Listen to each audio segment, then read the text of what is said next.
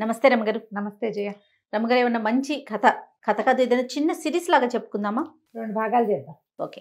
ఇప్పుడు దేశాలు, రాజ్యాలు, రాజులు అంటే ఏదో మంత్రాంగము, తంత్రాంగము, వాళ్ళొచ్చేస్తారు, వీళ్ళొచ్చేస్తారు, మనం వెళ్ళాలి, దూకాలి, బోల్డన్ని ఉంటాయి. అవునవును. అంటే చిన్న చిన్న పరగణాలకి ప్రభువులుగా ఉండే వాళ్ళకి పెద్ద పెద్ద ప్రాబ్లమ్స్ ఏమి ఉండవు.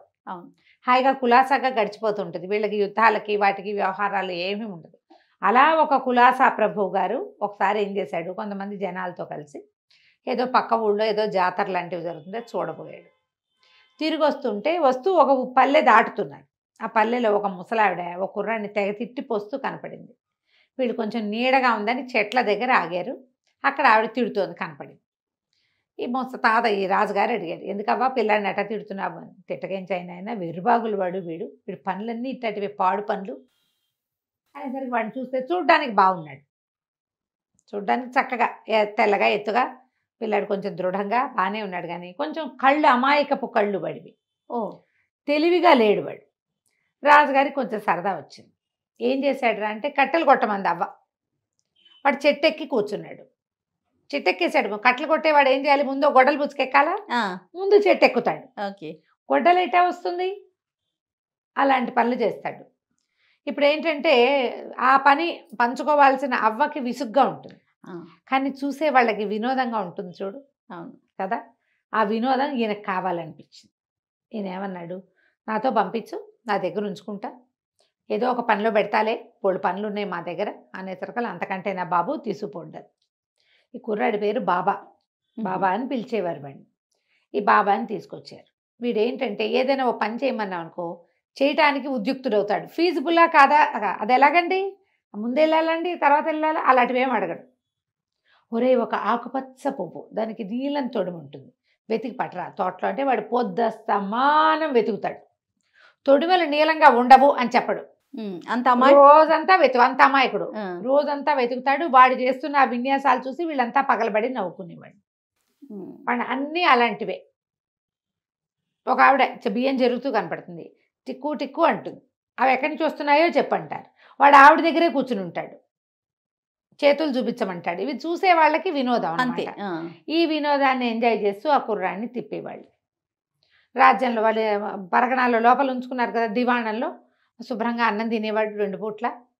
వీళ్ళు చెప్పినవి వెర్రి పనులన్నీ చేస్తూ రాజుగారికి వినోదం కలిగించేవాడు. రాజు ఒకడే కాదు, ఇంకా ఆయన దగ్గర ఉండేటువంటి ఆయనతో క్లోజ్గా ఉండే గుంపు ఉందిగా, ఆయన్ని సరదాగా ఉంచే గుంపు, వాళ్ళందరూ కూడా వీడిని కవ్వించి మాట్లాడించి ఏదో ఒక పిచ్చి ప్రశ్న వేసి వాడి దగ్గర ఏం ఆన్సర్ వస్తుందో చూసి ఇలా కాలక్షేపం చేసేవాడు.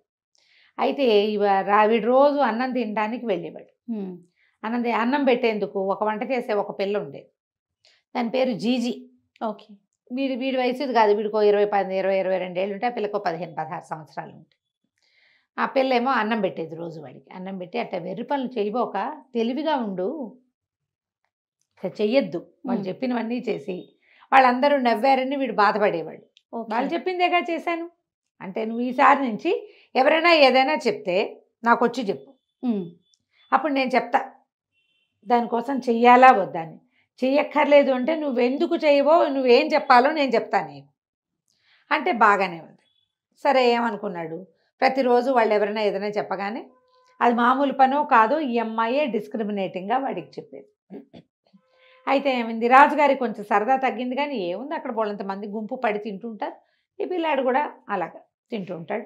ఎక్కడికైనా వెళ్తుంటే వాడిని వెంబడి పెట్టుకెళ్ళి వాడిని బాగిచ్చి సరదా పడేవాళ్ళు. కొన్నిసార్లు దొరికేసేవాడు, కొన్నిసార్లు జీజీ వల్ల తప్పించుకునేవాడు.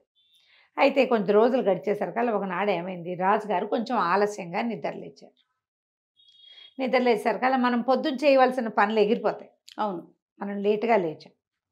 ఆయన ఏమన్నాడు, ఒక్క గడి పోయింది మొత్తానికి అన్నాడు. అనేసరికల్లా ఏం పోయిందండి, ఎక్కడ పోయిందండి, వెతకనండి అని అడిగాడు వీడు. అడిగేసరికి రాజుకు నవ్వొచ్చింది. గడి అంటే ఏమిటి, సమయం.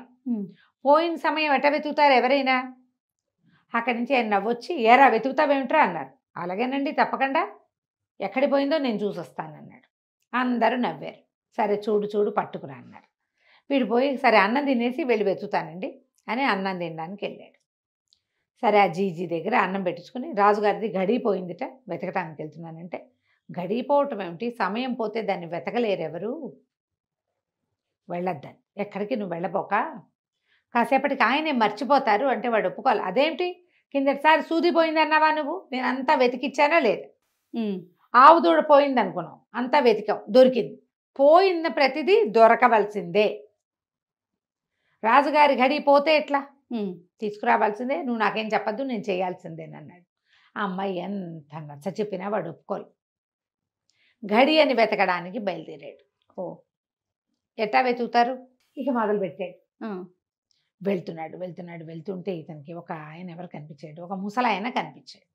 ఆయన కూడా ఏమిటో అటు ఇటు ఇట గాబరాగా చూస్తున్నాడు. చూస్తుంటే కుర్రాడు అడిగాడు, ఇది బాబా అడిగాడు ఆయన, ఏమండి మా రాజుగారి గడిపోయింది, ఎక్కడైనా చూసారా అని అడిగాడు. అడిగితే ఆయన ఏమన్నాడు, గడిపోవటం ఏమిటి, నీ దిక్కుమాలి గడియా, అది పోతే ఎంత పోకపోతే ఎంత, గడి అనగా ఎంత, నా ప్రతిష్ట పోయింది, దానికోసం వెతుకుంటున్నాను నేను, ఎక్కడుందో తెలియదు శభాష్ అని ప్రతిష్ట కోసం వెతుకులాడుతున్న ఒక ఆయన కనిపించారు. విచిత్ర లోకమారమ్మ గారు అది. అంతేగా, ఇట్లా వెతుక్కునే వాళ్ళు లేరా? ఉంటారండి, ఖచ్చితంగా ఉంటారు. అదే అక్కడి నుంచి ఇంకా వెళ్ళాడు అక్కడ చూశాడు. ఈ లోపల ఒక పెద్ద భారీ కాయుడు ఒక ఆయన, 6.5 అడుగులైనా ఉంటాడు, భీకరమైన కళ్ళు, ఆయన ఎర్రగా ఈత పొదల్లాగా కనుబొమ్మలు, క్రూరంగా ఉన్నాడు కానీ మనిషి. ఈ కుర్రాడు ఆయన కూడా ఏమిటో వెతుక్కుంటూ కనపడేసరికల్లా ఈ కుర్రాడు ఆయన అడిగాడు, ఏమండి మీరు ఏదో వెతుకుతున్నారు, మీకు కానీ మా గడి కనిపించిందా, మా రాజుగారి గడియా? ఇంతకుముందు ఒక ఆయన అడిగాను, ఆయనేమో ప్రతిష్ట కనపడలేదని వెతుకుంటున్నట్ట, మీరేం వెతుకుతున్నారు, మా గడి మీకు కనపడిందంటే, నీ దిక్కుమాల గడి ఎవరికి కావాలి, నా సహనం పోయింది, నేను దానికోసం వెతుకుంటున్నాను అన్నాడు. తప్పలేదు, ఆయన అరుస్తున్నాడు. పోయింది ఏమిటి ఆయనకి? సహనం, దానికోసమే అరుస్తున్నాడు. కేకలు పెట్టి అరిచి వీడిని తోసేసాడు. వీడు కంగారు, భయం వేసింది. సరే అది కూడా కాదనుకున్నాడు. ఇంకా పోయాడు. ఒక రాజుగారి లాంటి ఒక ఆయన కనిపించాడు. ఆయన జీజు అనే ఒక రాజ్యానికి రాజు. ఆయన కూడా ఒక అడవిలో పడి ఏదో వెతుకుంటాడు. ఈ కుర్రాడు అడిగాడు, ఏమండి గడి కనపడిందా మీకు ఎక్కడైనా? మీరంతా వెతుకుతున్నట్టున్నారు కదా, వెతుకుతుంటే ఎక్కడో చోట ఏవో ఒకటి కనపడతాయి, మనం ఓ వస్తువు కోసం వెతికితే ఇంకోవి కనపడతాయి కదా, గడి కనపడిందా మీకు అంటే, గడి సంగతి ఏమిటి నాయన, 15 ఏళ్ళైంది నా కూతురు తప్పిపోయింది, పిల్ల కోసం వెతుకుంటున్నాను, రోజు వెతుకుతూనే ఉన్నాను, నా పిల్ల నాకు దొరకలేదు అని చెప్పేసరికల్లా సరే ఈ కుర్రాడు గడియా, ఇంకేముంది ఆయన ఏదో వెతుకుంటాడు. ఈ 3 కేసులు చూసి వీడు అలా వెళ్ళి ఒక పడవ ఏదో వెళ్తుంటే ఆ పడవ ఎక్కాడు. ఎక్కడా దొరకల. వెళ్తుంటే వాళ్ళు ఏం చేశారు, తీసిపోయి ఆ పడవని ముందుకు ఎక్కడికో తీసుకెళ్ళి ఒక పెద్ద ఓడలోకి ప్రవేశపెట్టారు. చిన్న పడవలో వెళ్తున్నారు జనాలు, ఒక 10 మంది వాళ్ళతో పాటు వెళ్ళాడు.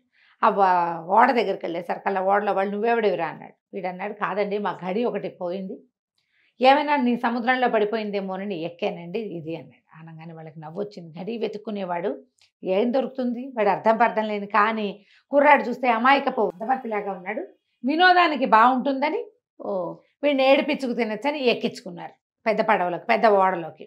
ఎక్కించుకున్నాక వాడిని కవ్వించి వాగించి సరదా పడేవాళ్ళు. సరదాగా నడిచింది. ఒక 5-6 రోజులు గడిచేసరికల్లా ఏమైంది, పెద్ద తుఫాన్ వచ్చి పడవ కాస్త పగిలిపోయింది. ఈ పెద్ద ఓడ కాస్త.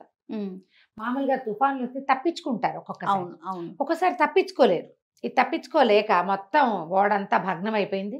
ఎవరు బతికారో ఏమయ్యారో, మన బాబా మాత్రం బతికేశాడు. వీడికి చిన్న తెప్పకో ఎలాంటిది దొరికింది, వాడు దాని మీద పడి ఉండేసరికల్లా అది పోయి ఒక తీరం దగ్గర తాకింది. తీరం తాగితే లేచాడు, మెలకు వచ్చింది వాడికి.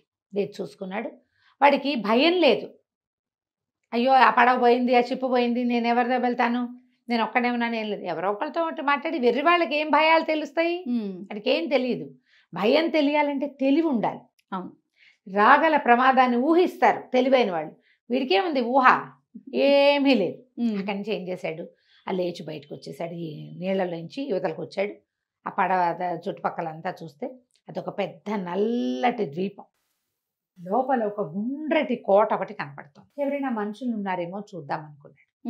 నడిచి వెళ్తుంటే ఆ కోటలోంచి మొదట ఒక తెల్లటి బట్టల వాడు ఒకడు వచ్చాడు.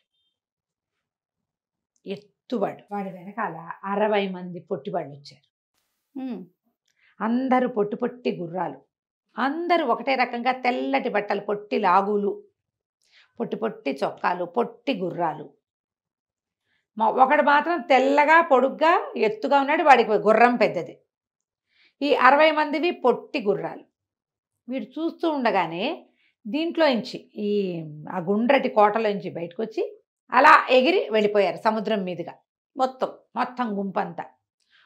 ఒక పెద్దవాడు, 60 మంది చిన్నవాళ్ళు. ఆశ్చర్యంగా చూస్తాడు, మనుషులే వీళ్ళు. బట్టలు, గుర్రాలు, నగ నాణ్యము చూస్తే మనలాంటి వాటిగానే ఉన్నారు. కాకపోతే వాడు పొడుగ్గా ఉన్నాడు, వీళ్ళు ఎందుకు ఇంత పొట్టి పొట్టిగా ఉన్నారో తెలియదు. పొట్టి అంటే చిటిపిల్లలు కాదు వాళ్ళు, పొట్టి వాళ్ళు మాత్రమే.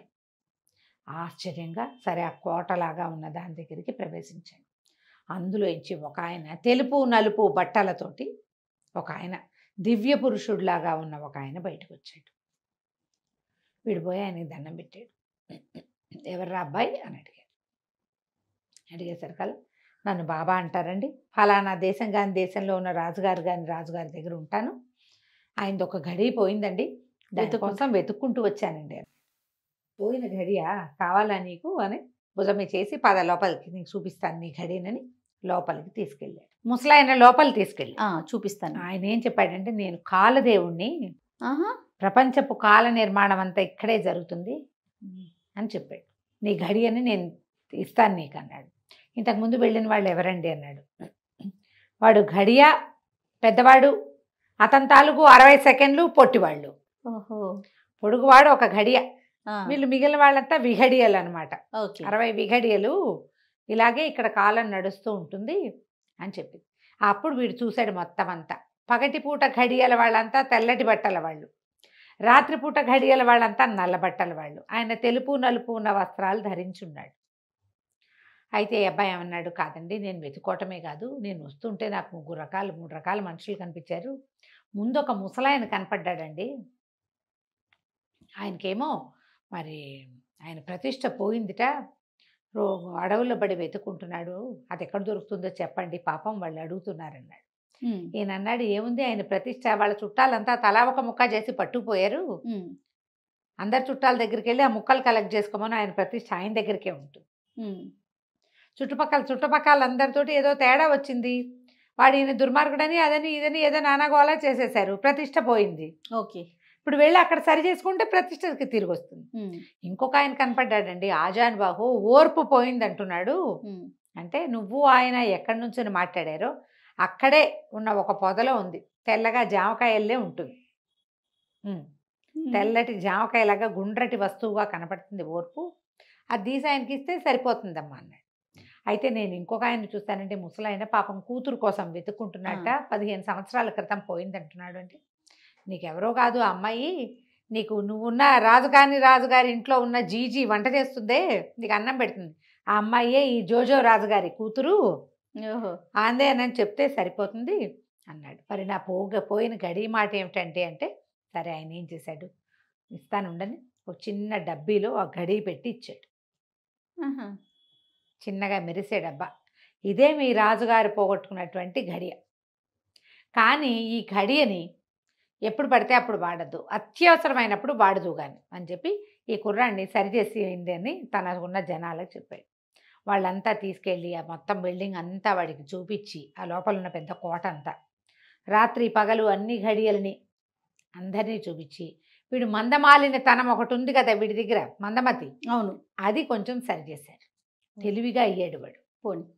సరే అక్కడి నుంచి ఈ సందడంతా ముగిసేసరికి మధ్యాహ్నపు ఘడియల వాళ్ళు బయలుదేరుతున్నారు. ఆ మధ్యాహ్నపు ఘడియలు విఘడియలు బయలుదేరుతుంటే వాళ్ళ చేతికి ఇచ్చి పంపించేశాడు. వీడి బంగారు డబ్బీ ఇచ్చాడుగా, మెరిసే బంగారపు డబ్బీ గడియ పెట్టుకుని దాంతోపాటు వెళ్ళి వాళ్ళందరితో పాటు వెళ్ళిపోయాడు. వాళ్ళు ఏం చేశారు, ఇతన్ని ఎక్కడైతే ఆజాన్ బాహుతో మాట్లాడాడో అక్కడ దిగబడిచారు. దిగబడిచేసరికల్లా మొత్తం అంతా కిందంతా వెతికితే ఓ పొదలో గుండ్రంగా ఇంత జామకాయల్లి మెరుస్తూ ఉన్న ఓర్పు దొరికింది. ఆ ఓర్పును తీసి జేబులో పెట్టుకున్నాడు. అక్కడంతా వెతికాడు, ఆజాన్ బాహు వంటి మనిషి మాత్రం కనపడలే. ఓర్పు పోగొట్టుకున్నాడా, ఇక వాడికి ఎప్పటికీ అది దొరకదని అర్థం ఈ కథలో. చూడండి, పోగొట్టుకున్న వాడికి దొరకదు, కావాలని కోరుకునే వాడికే వాడి దగ్గర ఉంటుంది ఓర్పు, పోగొట్టుకోకూడదు కదా. అక్కడి నుంచి ఇతను వెతుకుతూ వెళ్తే ఆ జోజో రాజు గారు కనిపించారు అడవిలో వెతుకుంటూ. మీ అమ్మాయి ఎక్కడుందో నాకు తెలుసండి, కొంచెం పరివారాన్ని తీసుకుని నాతో పాటు రండి అన్నాడు. ఆయన 100-150 మందిని వెంబడి పెట్టుకుని బయలుదేరాడు. సరే వీడు తన రాజు ఇదంతా అడవులు గిడవులు అన్నీ దాటుకుంటూ పోయి రాజుగారి దగ్గరికి వెళ్ళారు. వెళ్ళేసరికల్లా రాజుగారిని దగ్గరికి వెళ్ళి, ఏమంటే జీజీగా ఉంది కదా, మరి రాజుగారి అమ్మాయిట, ఆయన వచ్చాడు మన ఇంటికి అని చెప్పాడు. చెప్పేసరికల్లా ఇంకెక్కడ జీజీని ఒక రాక్షసుడు ఎత్తుపోయాడు, వాడు వెంట పెట్టుకెళ్ళిపోయాడు అన్నారు. అనేసరికల్లా రాక్షసుడు ఎవడంటే ఒక రాక్షసుడు వచ్చాడు ఇక్కడికి. వాడికి వంట చేసి పెట్టేందుకు మనిషి లేదుట. ఎవరినైనా ఒక వంట మనిషిని ఇవ్వమని అడిగాడు. అడిగేసరికల్లా మన రాజ్యంలో వాళ్ళు ఎవ్వరూ వాడితో వెళ్ళటానికి ఇష్టపడలే. వాడితో వెళ్తే అడవిలో గుహలో ఉండాలి. వాడు వీడే. వాడు ఏదన్నా వంటకం తెస్తే కూరకి చేసి పెట్టాలి. ఒకవేళ ఏవి దొరకపోతే ఏం చేస్తాడు, వాడు తినేస్తాడు. అందుకని ఎవ్వరూ ఒప్పుకోవటం లేదు. అయితే వాడు రాజ్యం అంతా తలకిందులు చేసేస్తానని పెద్ద పెద్ద కేకలు పెట్టాడు. పాపం మన జీజీ నేను వెళ్తానండి, వంట చేస్తాను అని అన్నది. అందుకని ఏం చేసాం, పంపించాము. ఎంతసేపు అయింది అన్నాడు. ఒక్క గడి అయింది అన్నాడు రాజు. అంతే కదా అని ఏం చేశాడు, తన చేతిలో ఉన్న డబ్బీని ఓపెన్ చేశాడు. చేయగానే అందులో నుంచి ఒక్క మెరుపల్లే ఆ గడి పైకి ఎగిరిపోయింది, గడియ వెనక్కిపోయింది. రాక్షసుడు జీజీ చేయి పట్టుకుని నడుస్తున్న దగ్గర ఆగిపోయింది. టైం మెషిన్ అదే కదా, ఒక నిమిషం వెనక్కి, ఒక గడియ కొంత సమయం అనమాట వెనక్కి వచ్చింది. వెనక్కి వచ్చేసరికల్లా ఆ జీజీ చేయి పుచ్చుకుని అంత ఈ మన రాజభవనంలోంచి బయటికి వెళ్తున్న రాక్షసుడు కనిపించాడు. ఈ పరిగెత్తుకుంటూ వెళ్ళాడు వీడి జీజీ దగ్గర. నువ్వు వెళ్ళబోక, నువ్వు వెళ్ళక్కర్లేదు, నువ్వేమో మీ నాన్న రాజుట, హాయిగా ఆయన దగ్గర ఉండు కానీ వదులు నువ్వని రాక్షసుడిని చేతులు విడిపించేసాడు. ఈ జీజీనేమో వాళ్ళ నాన్న దగ్గరికి తీసుకుపోయాడు. ఆయన ఆశ్చర్యపోయాడు. పిల్ల ఏడాది పిల్ల అప్పుడు తప్పిపోయింది, ఇంత పిల్ల అయిపోయిందని ఆయన కూతుర్ని కావలించుకుని ఎంతో సంతోషించాడు. అక్కడి నుంచి రాక్షసుడు పెద్ద పెద్ద బొబ్బలు కేకలు పెట్టడం మొదలుపెట్టాడు. నాకెవడు వంట చేసేందుకు మనిషి లేకపోతే ఉన్న వాళ్ళని విరుచు తినేస్తాను, మీ ఇల్లు వాకిలి గుల్ల చేస్తాను, ఈ రాజ్యం అంతా పాడు చేసేస్తాను అని ఓ పెద్ద పెద్దగా అరుస్తూ ఉండేసరికల్లా అరుస్తూ వీడి వైపుకి ఈ బాబా మీదకి దూకుతున్నాడు. ఈ బాబా దగ్గరికి వస్తూ ఉండేసరికల్లా వీడేం చేశాడు, బాగా దగ్గరకు వచ్చి నోరాహని తెరిచాడు, మింగేస్తానని. వీడి జేబులో జామకాయ ఉంది, ఓర్పు తెచ్చాడు కదా, అది తీసి వాడి నోట పడేసాడు. పడేయంగానే ఒక్క నిమిషంలో అది లోపలికి వెళ్ళేసరికల్లా అంత పెద్ద కూరలు, చిర్ర జుట్టు, మిడిగుడ్లు, పెద్ద గదల్లాగా ఉన్న చేతులతో ఉన్న రాక్షసుడు సాత్వికంగా మొహం పెట్టి, పోనీలేండి నా వంట నేనే చేసుకుంటాను అని బాగుంది. అనగానే అందరు ఆశ్చర్యం, ఏమిటి ఇట్లా ఎలా మారిపోయాడు, ఏం చేసావురా అంటే, ఓర్పు దొరికిందండి, దాన్ని వీడి నోట పడేశాను అంతే అన్నాడు. అనగానే రాక్షసుడు మెతగ్గా ఉండి వెళ్ళొస్తాను అని వెళ్ళిపోయాడు. రాజుగారు ఆశ్చర్యపోయారు, ఏమిటి వీడికి తెలివేలా వచ్చింది, వాడికి సమయానుకూలంగా ప్రవర్తించడం వాడికి రానే రాదు. ఏదైనా వెతుకుంటే దాని విషయాలు కూడా కనుక్కోడు, వాడు సింగన్ అద్దంకి వెళ్ళినట్టు వెళ్ళిపోతాడు. రాజు ఆశ్చర్యపోయాడు, ఏరా నీకు ఇదంతా ఎలా తెలిసింది, ఎలా ఐడియా వచ్చిందంటే, నేను కాలదేవుణ్ణి చూశాను, ఆయన దగ్గర ఇట్లా ఉన్నారు, ఆయన ఇచ్చిన ఘడియతోటి నేను ఈ మార్పు చేయగలిగాను అని చెప్పాడు. ఈ జీజీ వాళ్ళ నాన్న వచ్చి, జీజీ అమ్మాయి దేవ తండ్రి వచ్చి, బాబు నాకు ఒక్కతే కూతురు, ఇంత రాజ్యం కాని రాజ్యం అంత పెద్దది కాదు, ఇంకా చిన్న రాజ్యం మాది, చిన్న రాజ్యం అయినా కూడా నాకు ఒక్కతే కూతురు కాబట్టి నా రాజ్యం మా అమ్మాయిదే, మా పిల్లని పెళ్లి చేసుకో చక్కగా, నువ్వే రాజు అవుదు కానీ అని చెప్పి బతిమలాడాడు. మన రాజుగారికి కూడా, ఈ రాజుగారికి కూడా అనిపించింది, వీడిని 2-3 ఏళ్ళుగా దగ్గర పెట్టుకున్నాము, వీడు మన కోసం ఒక పని చేయబోయేసరికల్లా వీడికి మేలు జరిగింది అని చెప్పి వీళ్ళని ఒప్పించాడు. ఆయన పెళ్లి చేసుకోరా చక్కగా జీజీని చేసుకో అని చెప్పి వాళ్ళ బామ్మని పిలిపించి చక్కగా ఈ జీజీకి బాబాకి ఇద్దరికి పెళ్లి చేసి బామ్మతో సహా వాళ్ళ రాజ్యానికి పంపించాడు. మొదట మందమతిగా ఉన్నవాడు క్రమంగా రాజ్యానికి రాజైపోయాడు, హాయిగా ఉన్నాడు. కథలో నీతి ఏంటంటే, తెలివి తక్కువ వాళ్ళకైనా వాళ్ళకు ఒక రోజు వస్తుంది ఏదో ఒకటి, వాళ్ళు ఏం చేస్తున్నారో దాన్ని చెయ్యనిస్తే ఎప్పటికో ఒకప్పటికి ఫ్లరిష్ అవుతారు వాళ్ళు కదా. ఖచ్చితంగా రమ్మగారు. కథ కంచికి మనం ఇంటికి. నమస్తే అండి. నమస్తే. సుమన్ టీవీలో మీ పర్సనల్ అండ్ బిజినెస్ ప్రమోషన్స్ కోసం కింది నెంబర్కి కాంటాక్ట్ చేయండి.